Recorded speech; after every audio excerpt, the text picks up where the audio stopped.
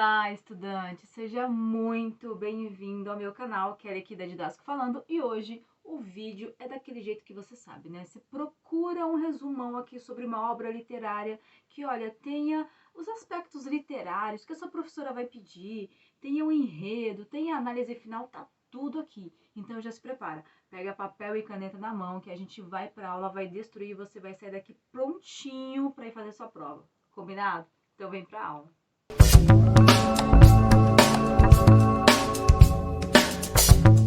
Bom, a gente vai fazer um resumão aqui, uma análise da obra Laços de Família de Clarice Lispector e primeiramente eu vou te dar aquelas informações literárias técnicas, sabe? Que sua professora vai pedir. Ela vai pedir quando ocorreu a história, onde ocorreu, e se o narrador é em primeira pessoa, terceira pessoa, qual que é o estilo de época da obra? A obra é romantismo, é parnasianismo, é modernismo? Como é que é isso? Primeiro essas informações organizadas. Então, tome nota aí que isso já te garante algum ponto na prova, combinado?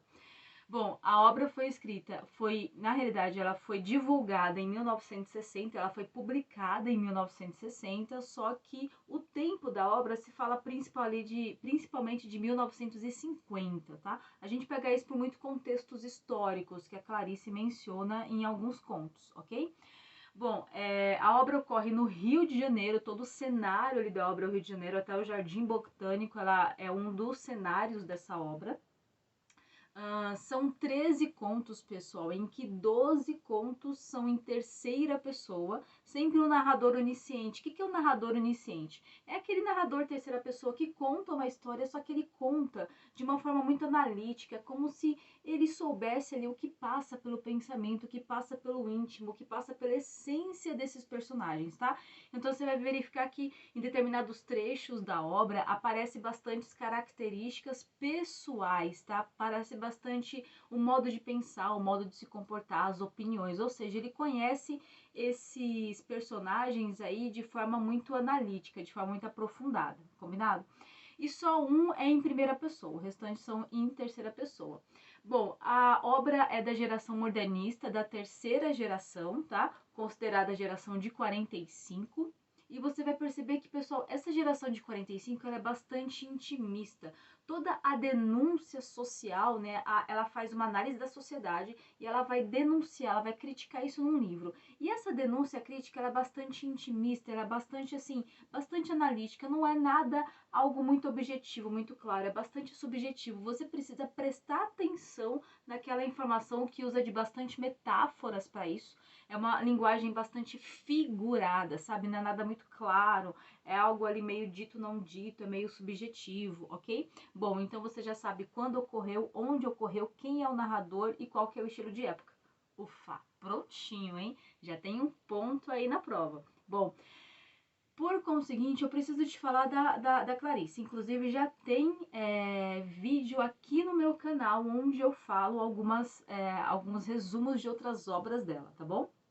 Então, eu vou te falar um pouquinho dela. Na realidade, ela não é brasileira, né? Ela é ucraniana. Ela nasceu em 1920, faleceu em 1977 aqui no Brasil. A família dela e os pais eram judeus, né? A família era toda judia e veio para o Brasil aí naquele período, né? Onde os judeus estavam sendo perseguidos, veio buscar asilo político. Bom, o que se considera aí da Clarice Lispector? Pessoal, ela tem um olhar bastante subjetivo e ela analisa, né, toda a sociedade, ela analisa todo esse contexto histórico e ela vem trazer bastante denúncia. Pro, o que é isso? Por que você está falando isso? Bastante denúncia. Pessoal, entenda aqui. Em 1950, estava ali num movimento mais forte de emancipação feminina. O que é isso? As mulheres naquele período estavam começando, digamos assim, a alcançar alguns direitos civis e políticos que antes elas não tinham, como por exemplo o direito ao voto, direito ao trabalho, direito a abrir uma conta bancária sozinha, direito a se divorciar, enfim, estava se tendo um movimento ali que a mulher deixava de ser obrigatoriamente aquela dona de casa que estava ali para lavar, passar, cozinhar, cuidar dos filhos, cuidar do marido, cuidar da casa. Aquilo era a função, né? Tava começando a deixar de ser isso para entrar no mercado de trabalho. E poxa, eu entrar no mercado de trabalho, pessoal, aí vem o salário, vem a remuneração, vem o dinheiro, vem uma renda, e aí muda todo esse panorama, tá bom? Porque afinal de contas, ela tinha que casar porque ela não tinha renda, ela muitas vezes ela era dependente, né, dependente dos pais, e agora viraria dependente do marido. Então estaria nessa época. E por que, Pro, que você está falando isso de emancipação feminina logo aqui quando você começa o enredo? Porque você vai perceber que todos os personagens, exceto um, todos os personagens principais, exceto um, são mulheres. Meu Deus! São mulheres e que ela vem falar de mulheres que não participaram dessa emancipação feminina, de mulheres que estavam ali envolvidas, imbuídas dentro desse cenário de dona de casa. E normalmente, esses contos, eles vêm falar de mulheres que têm alguns laços familiares. Olha só, ela fala de laços familiares, mas pelo modo com que ela conta, né, esses contos aí, essas crônicas, você percebe que é como se fossem prisões. É como se fosse ali algemas. É como se elas estivessem aprisionadas, presas àquele mundo, tá? E perceba aqui, tá? É um modo muito subjetivo, ela não consegue se desvencilhar daquilo, ela não consegue se soltar daquilo. Inclusive tem até uma parábola, pessoal, de que, vou fazer uma pausa aqui, tá? Pra você entender essa ideia de, poxa, Puro, mas ela tava presa dentro de casa, não tava a porta trancada pra ela, por que usa esse termo preso? Calma, pessoal, calma. Vamos lá. Existe até uma parábola que fala assim, ó, tem um cavalo que todo dia colocava-se a rédea nele e prendia essa rédea num determinado, numa tora de madeira, num local ali para ficar preso. Ok. Fez isso durante um mês, 2 meses, 6 meses, um ano. Aí chegou um belo dia que o dono dele chegou lá e esqueceu de trazer a rédea, então não colocou, apenas acarinhou ele, como fazia todo dia, deu bom dia e se sentou lá, porque ele também amarrava e se sentava lá na tora. E o cavalo achou que aquele dia ele também estava preso. E o cavalo não saiu dali. O cavalo não saiu daquela região. Ele deitou, ele bebeu a água que estava do lado, mas ele não saiu, ele não foi passear. Ou seja, ele estava preso àquilo ali de forma subjetiva. Você entende aqui? Ele não percebia que ele podia sair daquilo. Então, na situação de emancipação feminina, essas mulheres elas não percebiam que elas poderiam sair daquela redoma de vidro que se criou ao longo de décadas, né? Não foi ao longo de um ano, ao longo de décadas que a sociedade brasileira estava modelada daquele jeito. Fez sentido aqui? Bom, então voltando ao raciocínio. Em todas essas histórias, pessoal, você vai perceber que está recheada aí de questões como desconfiança, frieza, segredos. Todas essas relações familiares estarão aí recheadas de uma ideia de sufocamento familiar, de aprisionamento, de que essas relações, de que essas mulheres, elas estão presas nessa rotina, como se essa rotina fosse um cárcere, é como se essa rotina fosse uma prisão. Bom, agora que eu já comecei a te trazer aqui pro enredo, vem viajar nessa umas análises aqui comigo, ó, veja aí. Tem dois contos principais, são 13, né? Eu não vou conseguir falar aqui dos 13 para você, e nem se preocupa tanto com isso, porque todas essas características tem nos 13. Entende aqui? Bom, eu vou pegar dois. Primeiro o que dá nome, que é Laços de Família, e o outro conto que é Amor, que já foi obrigatório em vestibular, inclusive da Unicamp, tá? Então viaja aqui comigo. Eu vou pro conto Amor, que já foi obrigatório em vestibular, tá? Agora vai! No Conto Amor você tem a Ana, imagine aí, a Ana ela é aquela dona de casa, branquinha, cabelo preto, classe média, o marido trabalha, ela tem 2 filhinhos, então ela levanta cedo, faz aquele café para casa, as crianças vão para a escola, o marido vai trabalhar e ela começa as suas tarefas diárias, né? Lavar, passar, cozinhar, limpar, organizar tudo. Chegou ali meio-dia, ela almoçou, à tarde ela tá sem fazer nada, já fez todas as tarefas. E o que que pinta na cabeça dela normalmente? Ah, as tardes é onde eu vou pra rua fazer algumas compras. E as tardes, quando esse sol começa a cair, quando essa casa tá vazia, quando ela não tem mais nenhum a fazer, esses afazeres meio robóticos que ela já estava ali, essas tarefas acostumada, ela já estava meio automatizada nessas tarefas. Foi profissional isso ali. Quando essas tardes caem, pessoal, bate um vazio nela.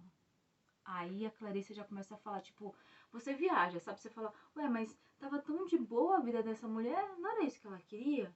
E agora traz um vazio. Ué, agora por que essa mulher não vai deitar, não vai descansar, não vai relaxar um pouco, não vai ver uma novela, pô, esperar o marido dela chegar, esperar as crianças, pegar a criança na escola? Por que não é isso que acontece? Por que ela não vai ligar pra uma amiga, conversar?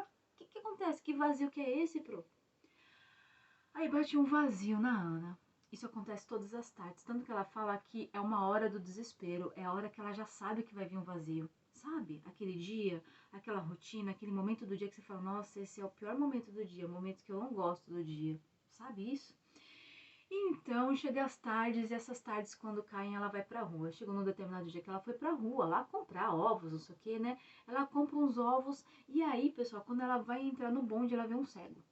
Ela vê um cego mascando chiclete, e esse cego tá lá sem ver nada, tá lá meio perdido, e tá mascando o chiclete de forma automática ali. A Ana fica extasiada. Alguma coisa liga ela a esse cego. Ela não consegue mais pensar em nada, ela fica meio perdida. Sabe quando no dia a dia tem algum momento ali, algum insight que você fica mergulhado naquele raciocínio? É assim. A Ana tá lá viajando, pessoal. Isso não existe. Quando ela tá viajando naquele raciocínio, ela tá dentro do bonde agora, o bonde dá um solavanco e esses ovos quebram. Cara, aqui vem as informações subjetivas da Clarice Lispector. O que são esses ovos quebrando? É a realidade da Ana quebrando. O que é esse solavanco do bonde? É o solavanco que ela ver esse cego dá um insight nela. Por que ver esse cego, ela viajou tanto pro... Ela tá se enxergando, ela tá se projetando nesse cego. O cego é cego literalmente e ela é cega de forma subjetiva, de forma figurada. Ela não tá enxergando mais ao redor, ela tá vivendo de forma automática, ela não tá vivendo para ela não tá se olhando, ela não tá se conhecendo mais, ela se perdeu naquele mundo. Ela vive pro marido, pro filho, pra casa, pra roupa, pras tarefas diárias, mas nunca mais ela viveu para ela. Você percebeu a viagem aqui que a Clarice faz? Você tá numa rotina aqui, ó, numa rotina, tipo, sabe, você tá trabalhando ali, você tá estudando, tal, do nada, e daí é como se uma amiga sua viesse e te trouxesse um pensamento profundo. Você fala, opa, pera, calma. É exatamente isso que a Clarice traz nas obras dela, entende? E aí a Ana fica nessa viagem aí, pessoal, tanto que nesse momento fala mesmo que ela fica meio perdida, meio atônita lá dentro do bonde, e ela fala, cara, eu preciso de um lugar para respirar, eu tô sufocada, olha a ideia, eu tô sufocada, eu tô numa prisão, eu não tô me reconhecendo. Ela vai pro Jardim Botânico, lembra que a gente tá no Rio de Janeiro? A gente vai pro Jardim Botânico, ela chega lá no jardim, pessoal, ela fica devaneando no pensamento dela, e devaneando e sentindo a terra nos pés, olha só, caramba, mas é uma coisa tão simples mas pra ela não era. E sentindo a terra nos pés e tendo naquele momento de somente ela com ela, e respirando o ar, e pensando, e sozinha, e na dela tal. Aí chega um momento que o guarda vai chamar ela porque vai fechar o parque, e você fala, nossa, mas já é que o tempo para ela passou muito rápido. Você entendeu aqui? O tempo para ela passou muito rápido, o tempo que ela passou com ela mesma voou, e o tempo que ela passa com as outras pessoas ela nem sente, é muito, muito automático. Olha só a comparação. Aí o guarda vai lá e é como se falasse, ó, ei, acabou, vai embora, a gente precisa fechar, você tá atrapalhando meu trabalho, você não veio aqui. Aí ela vai pra casa. Quando ela chega em casa, fala que ela abraça a criança com um sentimento de culpa. Olha só o que ela fala pra criança. Ela abraça a criança e fala assim, não deixa mais eu esquecer de você. Ela esqueceu de pegar a criança na escola, o marido que foi pegar. A criança ficou lá esperando. E ela falou pra criança, não deixa mais eu esquecer de você. Essa ideia, pessoal, de esquecer, não é só esquecer na escola. Eu esqueci de você, eu pensei só em mim, eu fiquei devaneando só em mim, eu fiquei mergulhada em mim, esqueci de você. Aí tem outro momento também que fala que ele, depois que ela abraçou o filho, conversou, ela vai pra cozinha, o marido dela tá lá, e aí ele chama ela, sabe? Ele chama ela e fala, vem aqui preparar a janta comigo, vem aqui jantar comigo, vem pro quarto comigo. Ele fica chamando ela a todo momento. E isso é uma mensagem também que a Clarice passa, sabe? É como se ela estivesse naquele mundinho, de vez em quando o marido chama aí, vem pra cá de novo pro meu mundo, a gente precisa de você aqui. Você vai ficar no seu mundinho, aí você vai começar a olhar pra você ou você vai vir com a gente? E ela também se vê nesse momento de transe, sabe? Até que essas são condições que se repetem em todos os contos, tá? Quando você vê ela naquela epifania, o que é epifania? Um insight. Sabe quando vocês veem um insight no dia e você fala, meu, mudou minha visão isso daqui, mudou meu olhar sobre isso daqui, mudou minha cabeça sobre essa situação, sabe? Quando ela tem essa epifania, você até imagina lendo a história que você fala, meu, agora não vai botar pra quebrar, hein? Agora não vai dar tchau pra esse marido aí, ou então vai falar, ó, eu vou pra rua trabalhar, eu não vou mais cuidar da casa não, eu vou olhar pra mim. Agora ela vai fazer um levante na vida dela. Eles estão deixando a gente sonhar. Putz, cara. Ela chega em casa, o marido chama, não sei o que, bababá, tal, fala que ela vai pro quarto, apaga a vela. Esse apagar de vela também é uma ideia figurada, tá? Ela apagou todas aquelas ideias que ela tinha. Ela apagou todo aquele levante que ela estava fazendo, sabe? Aquele movimento todo, aquele acordar para a vida, aquela vela, aquela luz se apagou. E ela vai dormir e acabou o conto aí, pessoal. Você entende aqui? A Clarice faz esses rompantes com a gente. Eu não ouvi o que eu ouvi? Agora vem aqui, se eu conto amor, agora eu vou te contar os laços de família. Laços de família, que é o conto que dá o título pra obra, tá? Laços de família é o seguinte, ó. A Catarina é uma mulher casada, que tem um filhinho também. Sempre essa ideia muito padrãozinha, tá, pessoal? Da classe média. Ela é de classe média, branquinha e tal. E a mãe dela, a Severina, tá indo passar umas 2 semanas na casa dela. Pessoal, é aquela situação, não sei se você já ouviu falar aí. É aquela situação, tipo, o genro não gosta da sogra, a sogra não gosta do genro, aquela ciumeira porque um tomou a filha, enfim, um tomou o espaço do outro. Que deselegante. A filha, o conto já começa quando a Severina tá indo embora da casa da Catarina, tá? A Severina é a mãe da Catarina e ela já ficou lá 2 semanas. Elas estão entrando no táxi e o conto já começa mais ou menos assim, como o genro se arrependendo. Ele pediu desculpas por ter maltratado a sogra. Ela falou, não, tá tudo bem, eu entendo. Já começou com aquela ideia que você fala, caraca, já teve BO aí, né? Já teve BO. E aí se despediram, entende? E aí foi no táxi a Catarina e a Severina. Conta, pessoal, olha só, a Clarice ela faz isso de vez em quando, tá? Lembra aquela ideia do solavanco do bonde? Aqui o táxi freia. Quando ele freia o táxi, a Catarina cai por cima da mãe, elas meio que se abraçam, sabe? Ai, desculpa, meio que se abraçam. E aquele abraço incomoda ambas. Aí você tá lendo a história, você fala, que é isso, meu mãe? Tipo, machucou? Não. É porque depois a Clarice explica que elas nunca tiveram um abraço. A relação delas em casa, como mãe e filha, quando moravam na mesma casa, era sempre muito fria, era muito distante. Nunca tinha havido um abraço entre as duas, tanto que a Catarina até se sente mal. Fala, nossa, tipo, ela tá me tocando, ela nunca me tocou, ela nunca me abraçou agora. Que coisa mais linda! E aí vai nessa caminhada, enfim, chega lá na estação, a Catarina começa a pensar, ó a epifania. A Catarina começa a avaliar toda a relação que ela tem com a mãe dela. Enfim, deixa a mãe ali, a mãe vai embora pra casa. Quando ela vem pra casa, ela abraça o filho dela. Ela fala, não deixe que eu me distancie de você. Na cabeça dela, pessoal, ela pensa assim, eu não quero ser pro meu filho, criar com meu filho a mesma relação que eu tenho com a Severina, minha mãe. Você entendeu aqui? Enfim, e aquilo é uma epifania dela também, mas depois ela volta para a mesma rotina. Ela volta, sabe? Tem epifania, aquele momento que você fala, meu, é agora que a história vai dar aquele rolê. Não. Aí volta tudo para a rotina de novo. Volta tudo para aquele aprisionamento da rotina automática. E aqui acaba o conto. Não consegue, né? Bom, são 13 contos. Eu comentei com você aqui 2, faltaram 11, mas desses 11, tudo que você viu nesses 2 tem um pouco mais. São relações, aí tome nota aí que são essas as palavras, os termos que você vai precisar para interpretar bem a prova, tá? Ou para fazer sua redação. São contos, pessoal, recheados de, um rancor, é uma mágoa, é um ressentimento dessas relações familiares, que é como que as pessoas se vissem num nó, sabe? Eu tenho um nó com meu pai, com a minha mãe, com meu marido, com meu filho, com meu sobrinho, com a minha avó, com a minha tia, com meu irmão, com a minha irmã, com a minha prima. Eu tenho um nó com essa pessoa e eu não consigo me desvencilhar. Eu tenho até uma epifania, eu tenho um momento que eu acordo, mas eu não consigo me desligar. Você pegou aqui a ideia? Então são relações recheadas de ressentimento, de mágoa, de ira, de cólera, de ódio, de loucura. Sabe, aquilo que vai te irritando. Chega um dia que você, pum, explode. Vai te lascar. São relações recheadas de confronto. Todos os personagens passam por um momento de epifania, esse insight, essa ideia de tirar a venda dos olhos, de olhar para si. São personagens que não estavam olhando para si. São momentos, são instantes que eles têm com eles mesmos. Entende aqui? E todas essas relações que ela mostra são muito intimistas. Perceba que são personagens que estão distantes de si. Sabe quando você tá, imagina, tá? Imagina eu, Kelly ali, casada, tenho 29 anos, tenho um filho de 5 anos, imagine, tá?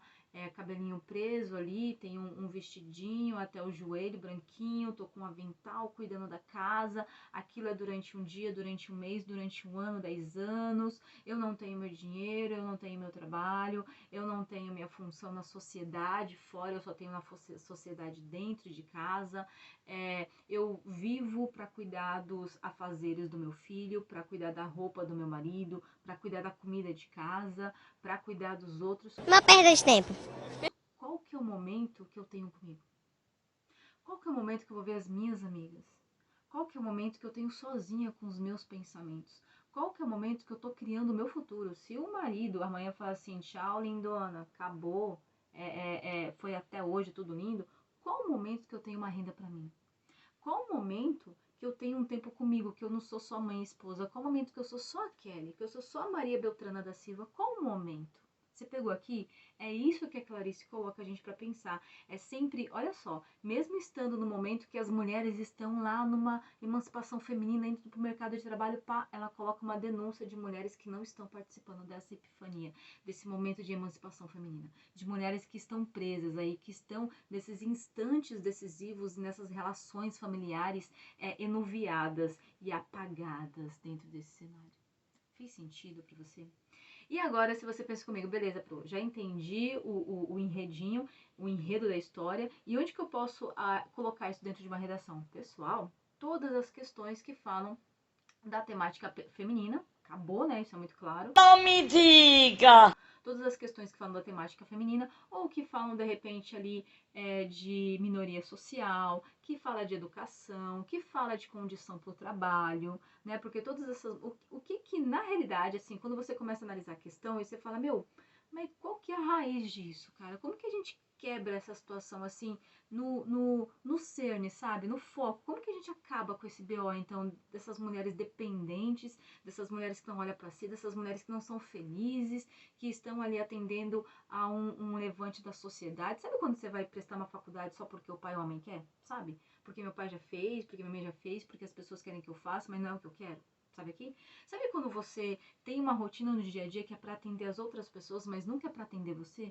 É isso. Por que essas mulheres não quebram isso? Elas quebrariam isso indo para o trabalho. Elas quebrariam isso tendo a própria renda. Elas quebrariam isso sendo um indivíduo ativo na sociedade. Mas como elas são inativas, elas não conseguem quebrar isso. Fez sentido? Por mais que elas acordem, por mais que elas tenham esses insights, por mais que um momento elas criem consciência, elas não conseguem colocar isso na ação. Fez sentido, pessoal?